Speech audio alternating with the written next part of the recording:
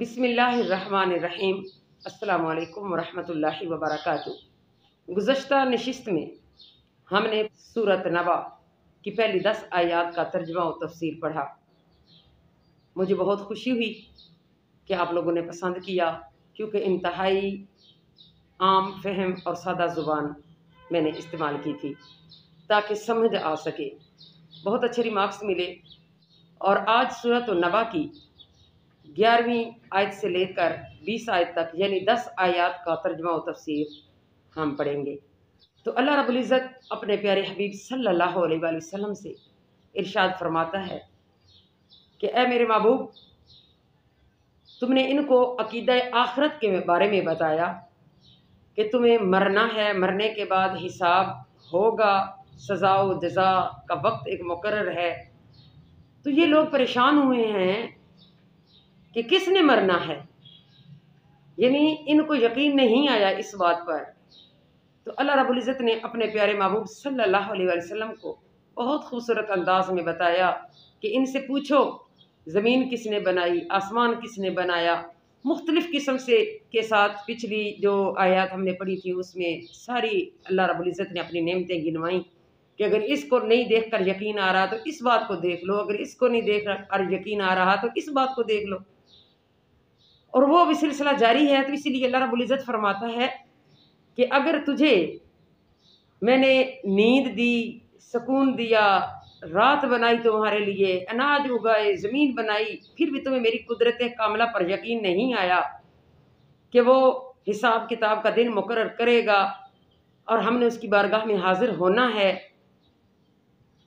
تو اور مزید دیکھو کہ وَجَعَلْنَا النَّهَارَ مَعَاشًا، ہم نے تمہارے لیے دن کو ذریعہ معاش بنا دیا۔ یعنی رات بنائی تھی جس نے لپیٹ لیا تھا ہر چیز کو، رک گئی تھی ہر چیز، وہ کام جن کو تم کر کر کے تھک چکے تھے، اب رات ملی تو تمہیں سکون آیا۔ اب سکون آنے کے بعد تمہیں میں نے نیند سے بیدار کیا، تمہارے لیے دن کو بنایا، سورج طلوع ہو گیا، چڑیاں چہکنے لگیں، ہر طرف ہریالی ہی ہریالی نظر آنے لگی، یعنی ایک خوبصورت سورج کی کرنیں پڑنے لگی، اور ایک تازہ دم ہو کر تم اٹھے تاکہ تم اپنی زندگی کی طرف رواں دواں ہو جاؤ اور اپنی زندگی کے لیے کماؤ، اپنے بچوں کے لیے اپنے گھر کو چلاؤ۔ میں نے دن کو بنایا تاکہ تم کام کاج کرو اور اپنی زندگی کو لے کر چلو۔ تو یہ دوبارہ یعنی نیند کے بعد جو زندگی عطا کر رہا ہے وہ کون ہے؟ وہ پاک پروردگار ہے۔ تو پاک پروردگار دن کا بھی ہمیں بتا رہا ہے کہ میں نے دن بھی تمہارے لیے بنایا، رات بھی بنائی، اور آگے بتایا کہ وَبَنَيْنَا فَوْقَكُمْ سَبْعًا شِدَادًا، اور ہم نے آسمان جو ہیں وہ 7 بڑے مضبوط بنائے ہیں، مضبوط ہیں، تہ بتہ ایک دوسرے کے اوپر 7 آسمان میں نے تخلیق کیے۔ لیکن غور سے دیکھو، کبھی اتنی صدیاں گزر گئیں، کبھی اس میں دراڑ آئی، کوئی سلوٹ، کوئی جھول، کوئی بوسیدگی، کتنے انداز میں، کتنی صدیوں تک اور کتنے خوبصورت انداز میں اللہ رب العزت بتا رہا ہے کہ کون ہے ان کو تہ بتہ جوڑنے پر یا جڑنے پر کنٹرول رکھنے والا، کون ہے ان آسمان کی تہ بتہ درجوں کو کنٹرول کرنے والا، کہ نہ تو یہ آج تک ان میں کوئی جھول آئی، نہ گرنے لگے، یعنی کتنی مضبوطی کے ساتھ میرے رب نے ان کو جوڑ دیا ہے، اور اس میں مختلف قسم کے ستارے پیدا کر دیے ہیں جو اپنے ایک دائرے کے اندر چکر لگا رہے ہیں۔ کسی ستارے کی جرت نہیں کہ وہ اپنے دائرے سے باہر نکلے، ایک مقررہ وقت میں اپنے دائرے سے نکلتے ہیں، اپنی جگہ اپنے مقام پر پہنچ جاتے ہیں جو ان کے لیے معین ہوتا ہے۔ پھر فرمایا وَجَعَلْنَا سِرَاجًا وَهَّاجًا، کہ ہم نے ایک چمکتا ہوا چراغ، سراج کا مطلب ہوتا ہے چراغ یعنی سورج، وَهَّاجًا چمکتا ہوا، نورانی اور حرارت والا، یعنی وہاج اس کو کہتے ہیں جس کے اندر حرارت بھی ہو اور نور بھی ہو، یعنی روشنی بھی ہو۔ یعنی ہم نے حرارت اور نور والا ایک چراغ یعنی سورج بنایا۔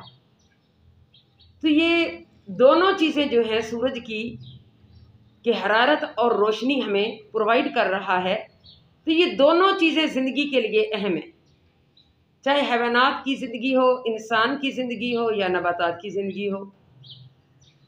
اگر حرارت نہ ملے، صرف روشنی ملے تب بھی زندگی ناکام، اور اگر روشنی ملے اور حرارت نہ ملے تب بھی زندگی ناکام۔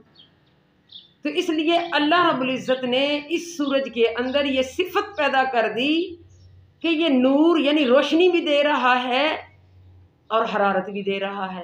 سبحان اللہ۔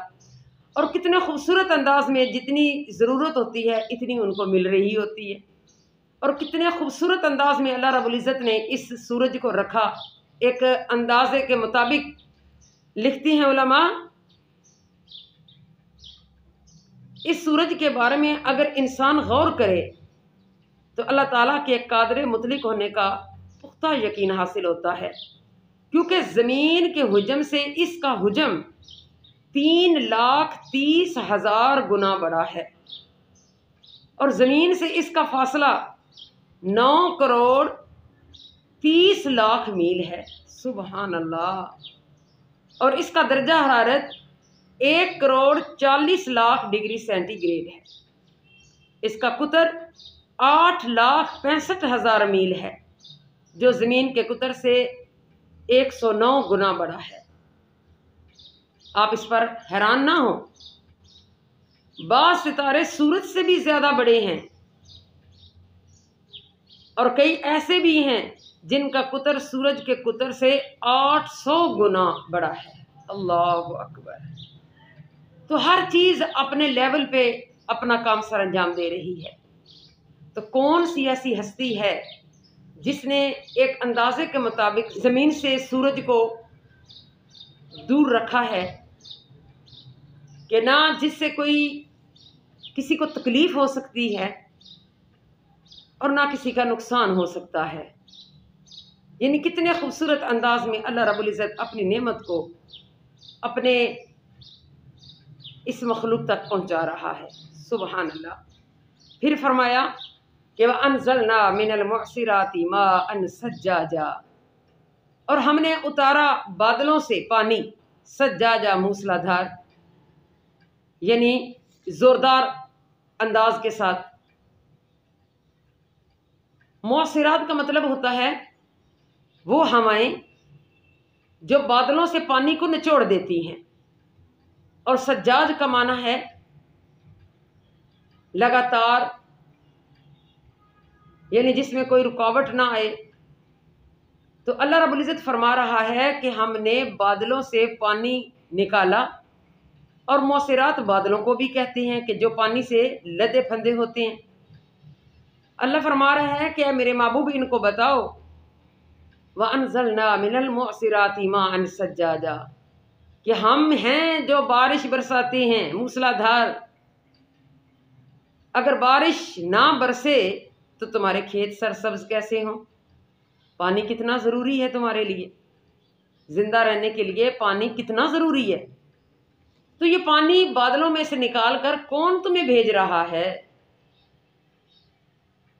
کوئی تو ہے ایسا حاکم جس کے حکم کی یہ چیزیں جو ہیں یہ پیروی کر رہی ہیں، اور میں یہ نعمت تمہیں عطا کر رہا ہوں۔ فرمایا کہ لِنُخْرِجَ بِهِ حَبًّا وَنَبَاتًا، یہ ہم نے بادلوں میں سے پانی اس لیے نکالا، تمہارے لیے بارش اس لیے برسائی تاکہ اس پانی کے ذریعے تمہاری زمین سرسبز ہو جائے، اور اس میں سے اناج اور سبزیاں تم اگا سکو، اور اچھے طریقے سے نکھر کر وہ تمہارے سامنے آئیں۔ وَجَنَّاتٍ أَلْفَافًا، اور گھنے باغات، یعنی یہ پانی پڑتا ہے تو ان پودوں کو، ان حشرات الارض کو، ان سب کو ایک زندگی ملتی ہے۔ تو وہ یہ زندگی عطا کرنے والا کون ہے؟ وہ خالق کائنات ہے۔ کوئی تو ہے جو نظام ہستی چلا رہا ہے، وہی خدا ہے۔ تو یہ رب کی بہت بڑی کرم نوازی ہے کہ جو بارش برسا رہا ہے، جب ہمیں بارش کی ضرورت ہوتی ہے تو ہم دعائیں مانگتے ہیں کہ یا اللہ ہمیں بارش دے، تو اللہ رب العزت بادلوں کو حکم دیتا ہے، وہ زمین پر بارش برساتا ہے، جس سے انسان کی صحت پر بھی اثر پڑتا ہے اور باقی ساری مخلوق میرے رب کی راضی ہو جاتی ہے۔ پھر فرمایا ان یوم الفصل کان میقاتا۔ کئی ان میں سے تو ٹھٹھا کرتے تھے کفار، وہ کہتے تھے کہ اچھا تم کہتے ہو کہ قیامت آنے والی ہے تو پھر کہو نا قیامت آ جائے تو وہ آ جائے، یعنی ہم بھی دیکھیں کب قیامت آنی ہے، کیسے قیامت آنی ہے، کیونکہ ان کو شعور نہیں تھا کہ قیامت ہوتی کیا ہے۔ تو اس وجہ سے وہ کہتے ہیں کہ چلو تم اللہ کے نبی ہو تو کہو کہ قیامت آ جائے تو ہم اپنی آنکھوں سے دیکھ لیں۔ تو اللہ کہہ رہا ہے میرے محبوب ان کو بتاؤ ان یوم الفصل کان میقاتا، کہ اس قیامت کا دن مقرر ہے، چاہے تم جو مرضی کر لو، جب تک رب کا حکم نہیں ہوگا قیامت برپا نہیں ہوگی، اور جب اس کا حکم ہو گیا اور قیامت برپا ہو گئی تو دنیا کی کوئی طاقت ایسی نہیں جو اس قیامت کو روک سکے۔ اس لیے تمہیں تھوڑی سی ڈھیل دی جا رہی ہے اس زندگی کے اندر، کیونکہ یہ دنیا ایک دار العمل ہے، یہاں تم عمل کرنے کے لیے آئے ہو، اور اس لیے تم اپنا کام انجام دو جو تمہیں رب اور اس کا رسول حکم دے رہا ہے۔ یہ کیسے ممکن ہے کہ اللہ رب العزت نے مخلوق پیدا کی، اپنا نبی بھیجا تاکہ جاؤ اصلاح کرو، ان کو ہدایت کا راستہ دکھاؤ۔ جب آقا علیہ الصلوۃ والسلام یا جتنے بھی انبیاء کرام آئے انہوں نے راستے دکھائے، کئی لوگوں نے جھٹلا دیا، کئی لوگ مان گئے، تو جنہوں نے مان لیا اللہ رب العزت نے ان کو ان کی اس نیکی کا بدلہ تو دینا ہے، انعام تو دینا ہے، اور جس نے جھٹلا دیا، سرکشی کی، باغی ہو گیا، اللہ نے اس کو سزا دینی ہے۔ یہ کیسے ممکن ہے کہ کوئی دنیا کے اندر غلط کام کرتا رہے اور ظلم کرتا رہے، کسی کو قتل کر دے، کسی کو مار دے اور اس کو سزا نہ ملے، اور ایک بندہ جو نیکیوں پہ نیکیاں کر رہا ہے، دنیا کی زندگی بچا رہا ہے، انسانیت کے ساتھ اچھا سلوک کر رہا ہے، تو اس کو اللہ پاک انعام نہ دے؟ یہ تو غلط بات ہے۔ رب وحدہ لا شریک ہے، اس نے برے کو برے کا انجام تک پہنچانا ہے اور نیکی کو جو نیکی کرنے والا ہے اس کو بھی اس کا صلہ عطا کرنا ہے۔ تو اس لیے قیامت کا برپا ہونا ضروری ہے، لیکن جب اس کا حکم ہوگا تو اس لیے جو زندگی ہمیں عطا کی گئی ہے ہمیں اس کا بہتر استعمال کرنا چاہیے تاکہ ہماری زندگی سے کسی کو تکلیف نہ پہنچے۔ وہ تو مسلمان ہی نہیں جس کے ہاتھ سے، جس کی زبان سے، جس کے وجود سے کسی کو تکلیف پہنچے۔ اسلام نے تو کھل کر اظہار کر دیا ہے کہ تم ایک کھجور کے درخت کی مانند ہو اے مسلمانوں۔ باقی جتنے بھی پیڑ ہیں جب وہ اپنا سر نکالتے ہیں زمین سے بڑے ہونے کے لیے تو وہ باقیوں کا نقصان کرتے ہیں، لیکن ایک کھجور ایسا پودا ہے کہ جب یہ بڑھتا ہے تو یہ بالکل سیدھا، نہ ادھر جھکتا ہے نہ کسی کو تکلیف دیتا ہے۔ تو اسی لیے آقا علیہ الصلوۃ والسلام نے بھی اس پیڑ کے ساتھ انسان مسلمان جو ہیں ان کو تشبیہ دی ہے کہ مسلمان کسی کا برا نہیں چاہتا، مسلمان کسی کے ساتھ برا نہیں کرتا۔ مسلمان تو وہ ہے جس کے ہاتھ سے، جس کے پاؤں سے، جس کی زبان سے دوسرے لوگ محفوظ رہیں۔ مسلمان تو ایک امن کا نام ہے۔ تو اس لیے یہ دار العمل جو دنیا جو ہے ایک دار العمل ہے، تو یہاں ہم نے جو بولنا ہے ہم نے مرنے کے بعد اسے کاٹ لینا ہے۔ اس لیے جتنی کوشش ہو سکے آقا علیہ الصلوۃ والسلام کے اسوہ حسنہ پر عمل کرنا چاہیے۔ پھر فرمایا رب کائنات نے اے میرے محبوب قیامت کا دن تو مقرر ہے، ان کو بتا دیا، لیکن ان کو بتاؤ کہ جس دن تم اس کو ٹھٹھا نہ سمجھو، تم اس کو مذاق نہ سمجھو، یہ بہت بڑا ایک حادثہ ہے۔ فرمایا یوم ینفخ فی الصور فتأتون افواجا، کہ جس دن سور پھونکا جائے گا، فتأتون افواجا، پس تم فوج در فوج اللہ کی طرف بھاگو گے۔ فوج در فوج کیسے بھاگو گے؟ یعنی نیک لوگوں کی، چاہے مشرق ہے اور مغرب ہے، شمال ہے، جنوب ہے، جہاں جہاں نیک لوگ ہیں اللہ کے ولی ہیں وہ سارے اکٹھے ہو جائیں گے، तमाम मुजाहिद और शहीद इनका ग्रोह इकट्ठा हो जाएगा। जितने अल्लाह के प्यारे, जितने भी यतीमों के साथ अच्छा सलूक करने वाले, अपने वतन पर कुर्बान होने वाले, सब इनकी ग्रोहबंदी हो जाएगी। ये सब नेक लोग इकट्ठे हो जाएंगे। और जितने हराम खोर, सूद खोर, जनाकार, करप्ट लोग, उनका ग्रोह अलहदा बन जाएगा। दूर से नजर आ जाएगा कि ये कौन सा ग्रोह आ रहा है। इसलिए मुसलमानों दुआ मांगो, वतवफ़ना मअल अबरार। ए मेरे अल्लाह, हमें नेकों के ग्रोह में शामिल करना, नेकों के साथ हमारा उठना बैठना। जैसे दुनिया के अंदर अगर अच्छी सोबत रखोगे तो अल्लाह रब्बुल इज़्ज़त क़यामत के दिन भी अच्छे लोगों में से उठाएगा। तो इसलिए क़यामत का बर्पा होना ज़रूरी है और अल्लाह रब्बुल इज़्ज़त का ये एक हुक्म है। फिर फरमाया रब्बे कायनात ने कि जब क़यामत बर्पा होगी वफ़ुतिहतिस समाउ फ़कानत अबवाबा, फिर आसमान को खोल दिया जाएगा और वो दरवाजे दरवाजे हो जाएगा। यानी इतने दरवाजे बन जाएंगे और उन दरवाज़ों से दुनिया के लिए मुसीबतों आलाम के पहाड़ टूट पड़ेंगे। ये बहुत बड़ा हादसा है। आसमान उस वक़्त टूटेगा, लेकिन पीछे अल्लाह ने फरमाया देखो कितना मैंने मजबूत आसमान बनाया। कितनी सदियां गुजर गई, कोई दरार आई नज़र आपको? लेकिन जब क़यामत बर्पा होगी तो मैं इस आसमान को तोड़ दूंगा और इसके दरवाजे बन जाएंगे और उस दरवाज़ों से तकलीफ़ें मुसीबतें नाज़िल होंगी।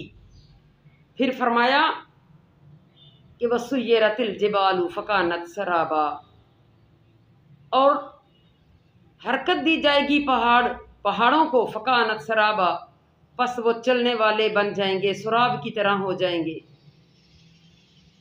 यानी पहाड़ भी अपनी जगह से, जैसे जो मेखे बन के मैंने ज़मीन पे गाड़ दिए थे, वो भी हिल जाएंगे अपनी जगह से जब क़यामत बर्पा होगी, सूर फूंका जाएगा। एक जगह अल्लाह रब्बुल इज़्ज़त ने इसी 30वें पारे में इरशाद फरमाया कि कल इहनिल मनफूश, कि ये पहाड़ जो हैं ये दुनकी हुई रुई की तरह हो जाएंगे। सराब कहते हैं कि लगता है कि ऐसा पानी है, इंसान उसकी तरफ राग़िब होता है, लेकिन जब जाता है तो आगे पानी नहीं होता। यानी धुनकी हुई रुई की तरह ये उड़ रहे होंगे फ़ज़ा के अंदर। तो इसलिए उस लम्हे से डरो और अल्लाह से पनाह मांगो कि मेरे अल्लाह हमें क़यामत की नागहानी आफ़तों से बचा और हमें अपने नेक बंदों में शुमार कर। अल्लाह कहता है कि तू अपनी नाकिस अक्ल को और कुदरत को मेरी ताकत वाली कुदरत के साथ क्यास करता है। तुझे पता नहीं कि वो कायनात का खालिक है और जो क़यामत बर्पा करेगा, फिर वहाँ लोग इकट्ठे होंगे, हर नबी अपनी उम्मत के साथ आएगा, नेक व बद सब इकट्ठे होंगे। तो अल्लाह रब्बुल इज़्ज़त ये सब एहतमाम क्यों करेगा? इसलिए कि एक इंसाफ हो सके कि कौन कौन वो लोग हैं जिन लोगों ने मेरे भेजे हुए नायब और नबी की बात पर अमल किया, किस किस ने मेरी कुदरत पर यकीन रखा और किस किस ने मेरी कुदरत से बगावत की और मेरी बातों को और मेरे नबी की बातों को झुटलाया। तो मुअज़्ज़ज़ नाज़रीन, ये लम्हा फ़िक्रिया है। अब तो हमारी सांसें चल रही हैं, हम दुनिया के अंदर चल रहे हैं, घूम रहे हैं, खा रहे हैं, पी रहे हैं और अपने रब की बाबरकत नेमतों से फ़ायदा उठा रहे हैं। कोशिश करें कि अल्लाह रब्बुल इज़्ज़त अपने प्यारे हबीब का सदका कि हम जो भी नेकी करें मेरा रब उसे कबूल फरमाए, दूसरों के लिए आसानियाँ पैदा करें, जितना हो सके उसकी मखलूक के लिए आसानी पैदा करें। किसी गमगीन इंसान की, किसी दुखी इंसान की मदद करें, बीमार की इयादत करें, क्योंकि पता नहीं मेरे रब को कौन पसंद है। वो वहदहू ला शरीक है, वो बहुत ताकतवर ज़ात है। तो अल्लाह रब्बुल इज़्ज़त अपने प्यारे हबीब सल्लल्लाहु अलैहि वसल्लम का सदका कि हमें क़यामत की हौलनाकियों से पनाह दे और हम अपने प्यारे नबी सल्लल्लाहु अलैहि वसल्लम से اس قدر ٹوٹ کر محبت کریں کہ قیامت کے دن ہماری پہچان ہو کہ یہ کون آ رہے ہیں، یہ تو غلام مصطفیٰ آ رہے ہیں۔ اللہ رب العزت اپنے پیارے حبیب کا صدقہ کہ ہمیں قرآن مجید میں غور و فکر کرنے کی توفیق عطا فرمائے، اور اپنے پیارے نبی صلی اللہ علیہ وآلہ وسلم کی ذات اقدس سے محبت کرنے کی، اور اپنے پاک پروردگار کے بتائے ہوئے ان اصولوں پر چلنے کی توفیق عطا فرمائے۔ آمین ثم آمین۔ وما علینا الا البلاغ المبین۔